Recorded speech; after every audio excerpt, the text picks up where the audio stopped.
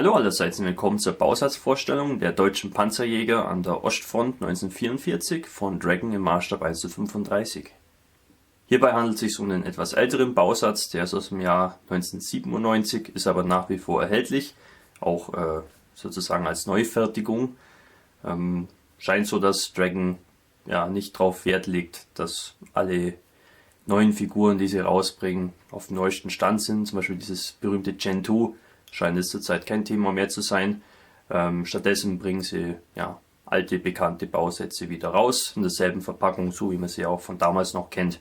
Und ich persönlich finde es nicht weiter schlimm, weil die Figuren von Dragon eigentlich damals auch schon ganz manierlich waren. Wie man auf dem Packungsbild sehen kann, beinhaltet das Set 4 Figuren in recht interessanten Posen. Die Kollegen hier schleichen sich gerade an mit ihren Minen und der hier platziert jetzt gerade seine Haftladung an dem sowjetischen Panzer. Es erinnert mich stark an eine Szene aus dem Film Steiner das Eiserne Kreuz. Da kommt sowas Ähnliches auch mal vor, wo sowjetische Panzer dann eben ganz aus der Nähe mit Minen ausgeschaltet werden. Auf der Rückseite findet man dann die Bau- und Bemalungsanleitung. Die fällt etwas spärlich aus, aber viel erklärt werden musste eigentlich auch nicht. Die Figuren sind noch recht einfach im Zusammenbau und bei der Bemalung hat eigentlich jeder sein eigenes Rezept. Trotzdem für die vielleicht nicht genau Bescheid wissen, die Farbangaben beziehen sich zwar auf mehrere Hersteller, es wird aber nicht genau erklärt, was jetzt genau der Farbton ist. Also müsst ihr dann die Farben wirklich zur Hand haben. Hier sehen wir dann auch nochmal in der Vergrößerung, wie zum Beispiel dieses Splittertarnmuster aussehen kann, dass man hier auf den Helmbezug malen kann. Ja, so Sachen. Also das ist eigentlich recht einfach und damit sollte auch jeder zurechtkommen. Schauen wir uns jetzt die Teile an. Hier der Hauptgießast. Hier finden wir eigentlich fast alles, was wir brauchen. An zwei kleineren Gießästen gibt es dann noch ein bisschen Zubehör. Hier sieht man auch, warum sich eine Bauanleitung erübrigt, weil hier jede Sektion eben für eine Figur steht und die Ausrüstungsgegenstände, die außenrum sich befinden, sind mehr oder weniger alle identisch. Da gibt es also keine großen Unterschiede. Die Gussqualität ist eigentlich so, wie man es erwartet. Hier und da ein bisschen Grat, vor allem an den Figuren selber. Das ist einfach durch den Formenbau bedingt und bei den Figuren ganz normal. Da fallen immer ein bisschen Versäuberungsarbeiten an. Schauen wir uns das Ganze noch aus der Nähe an. Hier die Gasmaskenbüchsen. Schauen eigentlich ganz okay aus. Bei den Gen 2 Bausätzen bestehen die aus mehreren Teilen. Das finde ich auch ein bisschen übertrieben. Die MP40 hat so große Angussstellen. Muss man aufpassen beim Auslösen. Hier der Helm mit dem Tarnüberzug. Sieht ganz schön aus. Die Angusspunkte sind hier auch nicht ganz optimal. Da ist die Chance, dass man was beschädigt, doch recht groß.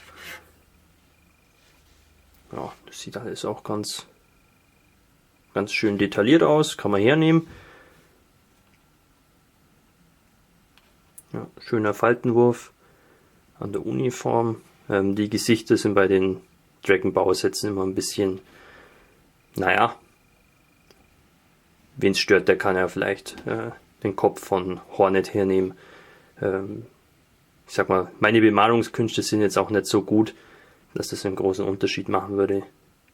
Aber ich sag mal, da könnte ein bisschen mehr Emotionen auch noch in den Gesichtern sein.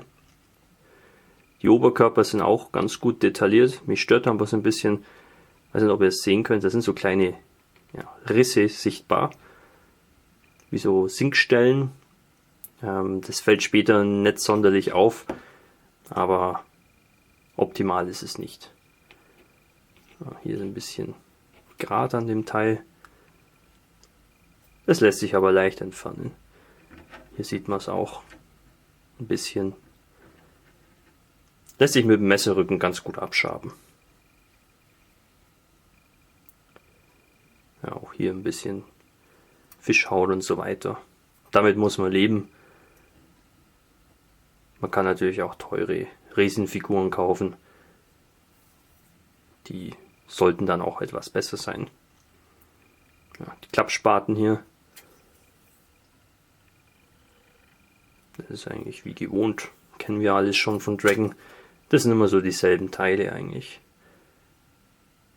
Bajonette. Ja, hier dieser Helm, der hat so einen Maschendrahtbezug. Das sieht irgendwie aber nicht wirklich überzeugend aus. Da würde ich vorschlagen, den vielleicht zu ersetzen. Weil ich weiß auch nicht, wie man das bemalen soll, weil diese Maschendrahttextur ist wirklich sehr, sehr weich. Ja, Stielhandgranaten. Die sind sehr schön detailliert. Neben der MP40 am Hauptgießast gibt es dann noch 3 K98K an dem kleinen Gießast. Ich finde, die sind sehr schön von Dragon. Da gab es eigentlich noch nie Probleme. Kann man eigentlich bedenkenlos hernehmen. Es sind alle Details dran. Und wenn man es schön bemalt, macht es auch was her. Am zweiten kleinen Gießast findet man dann die Minen, die unsere Panzerjäger dann auch zu Panzerjägern machen. Wir haben hier zweimal eine Hafthohlladung. Das ist so eine magnetische Hohlladung, die man dann eben an den Panzer heften kann. Und dann noch 2 Tellerminen. Das dürfte eine Tellermine 43 sein und das eine Tellermine 42. Die ist hier aufgesplittet in 2 Hälften. Kann ich jetzt nicht viel dazu sagen. Details sind eigentlich ganz okay, glaube ich. Hier die Rückseite, das sieht ein bisschen blank aus. Ich weiß nicht, ob die so glatt waren oder ob da noch irgendwas anderes war. Jedenfalls die andere Mine, die hat auf jeden Fall mehr Details. Viel mehr gibt es zu den Figuren auch schon nicht zu sagen. Das ist typische Dragon-Qualität, so wie wir es auch erwarten. Die Figuren kosten so circa 10 bis 12 Euro. Ich kann mich noch erinnern, dass die vor 10 Jahren, 15 Jahren so, ich sag mal, 7 Euro gekostet haben im Handel. Also ist auf jeden Fall etwas teurer geworden für ein und dasselbe. Aber was will man machen? Die Figuren hier sind eigentlich eine gute Sache. Man hat schon mehr oder weniger eine komplette Dioramenszene in einer Schachtel. Man braucht jetzt wirklich bloß noch einen sowjetischen Panzer und die Szene ist schon beinahe komplett. Abgesehen von ein bisschen Grat, den man entfernen muss, ist hier eigentlich nicht viel zu tun. Die Bemalung ist hier das Interessante und ich würde auch noch empfehlen, dass man die Tragegurte bei den Feuerwaffen noch hinzufügt, weil die liegen im Bausatz nicht bei. Soviel zu dem Bausatz, ich hoffe euch hat es gefallen. Wir sehen uns wieder im nächsten Video. Euer Hamika Barkas.